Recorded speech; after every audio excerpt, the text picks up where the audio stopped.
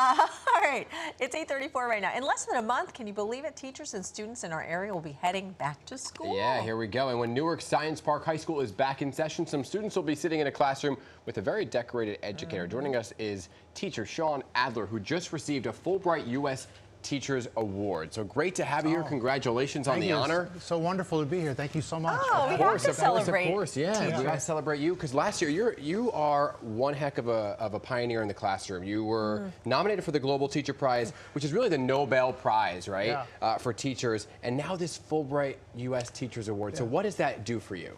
It's been quite a year. Humbling and sort of insane in a very positive way. The Global Teacher Prize and the Fulbright both have very little to do with me. They have a lot to do with my kids and the work that my students are doing in the classroom all the time.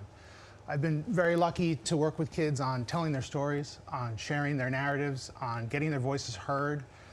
And I think that's what these honors are about. They're about a recognition of the transformative power of their stories and the way that their stories are traveling all around the globe and making a real impact across countries. Yeah. Is this an award that you apply for? Are you nominated? How does that work? The Fulbright is an award you apply for. The Global Teacher Prize is an award that you're nominated for, so a little bit of both.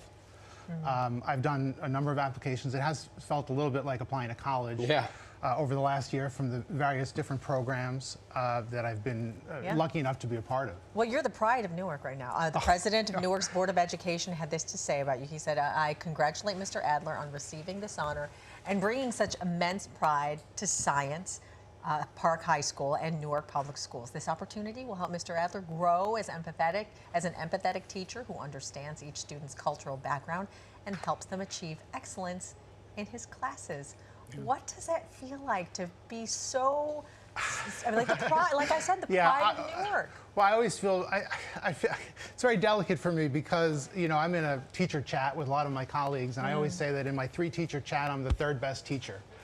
I'm learning every day from my colleagues. I work with people at Science Park that are at the very, very top of their game. National Teacher of the Year award winners, debate coaches, which have, you know, taken teams all over the world.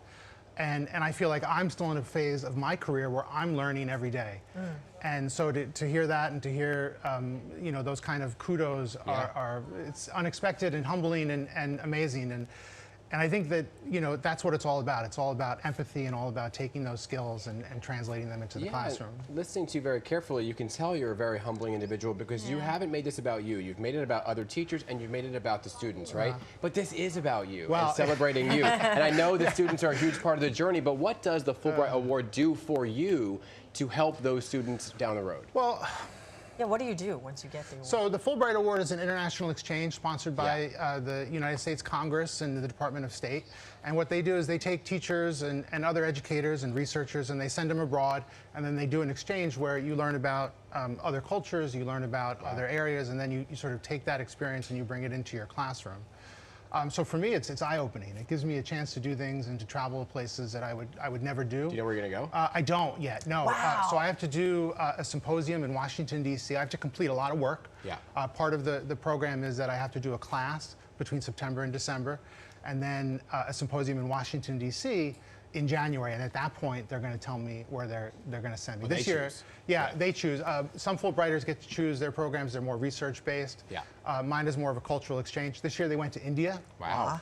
So we'll see. I'm hoping for somewhere non-equatorial. I prefer the cold. Right. Oh, okay. But wow, how exciting is that? It's very exciting. Wow. And to answer your question, yes, it's an opportunity that I would never have otherwise, and so that's exactly why I'm so excited about it. Right. What are you most excited to share with your kids, though? I think, you know, the more I do these things and the more I go places the more I meet people, the more I get to share the stories of people I meet, and the more I get to share the stories of my students with them. Well, you were just in England, right? I was just in England. I was just at Oxford University. I was very lucky to study there for 3 weeks. I did a course in Victorian literature and contemporary literature. I'm actually bringing material from that quite literally into my classroom in September.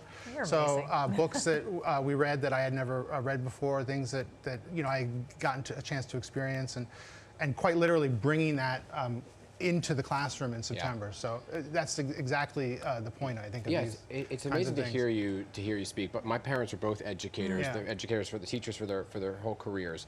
So right now there's a teacher shortage, right? And I'm hearing the passion in your voice, and because you're really shaping the future of the country, right? Educating so many youngsters. You are. So for those who might be thinking about getting into the field, but maybe not quite there yet, what drew you into? Because you were an entertainment journalist, right? I was, yeah. What made you cross the river? Well, you know, there's only so many times you can get woken up at 3 o'clock in the morning because Britney Spears falls overboard. Like, I used to cover a lot of breaking news and entertainment. And it was sometimes it was not as fun as it sounds when you're covering these kind of things. But I'm not a career educator. I've only been an educator. This is my 8th year in education, my 7th year as a teacher. And so for me, like I said, I'm always learning, but I'm a teacher because I want to be. I made the switch because I wanted to be an educator, and I think that when we look around the country at teacher shortages, I think there's a lot of people like me. I think there's a lot of people that want to be teachers, and you know, maybe for whatever reason they're being stymied in that pursuit. But I know that there are people that are dedicated, that are passionate, that are out there, that are ready to take the call. You know what you need? Yeah.